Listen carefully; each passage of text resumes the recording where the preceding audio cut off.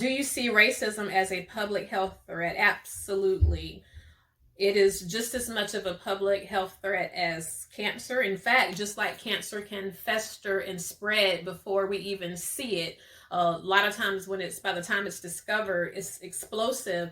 That's how racism can be. In fact, when we look over what happened in 2020, of course, these things have been going on for years, but seeing it repeatedly, racially motivated tragedies back to back in 2020, that was a lot.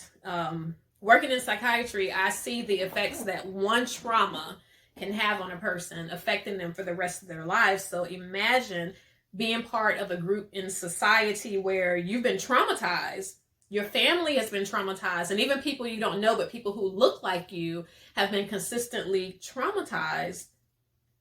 And you're looking saying, that could have been me. That could have been my son. I have 3 children, one of which is a Black male. And if I sat here and told you that when he tells me I'm going to play basketball at my friend's house, if I told you that I didn't get a little nervous sometimes with that, I would be lying. Sometimes I'll say, you know what, I'm not going anywhere today. Why don't you take the car instead of walking over?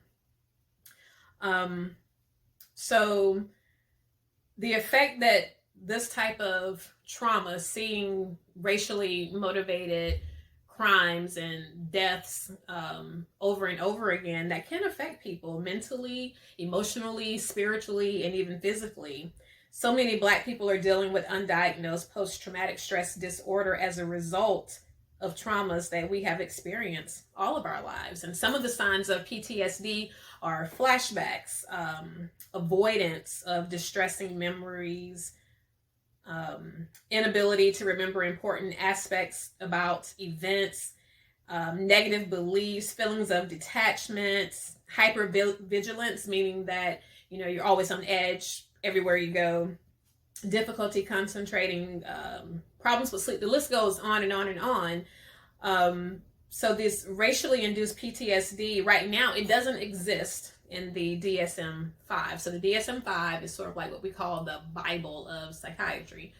And in the future, when we have new additions made to the DSM-5, I would love to see people sitting at the table who represent these populations and who can advocate for the addition of racially induced PTSD so that people can get the the recognition of that being a legitimate diagnosis and get the help that they need.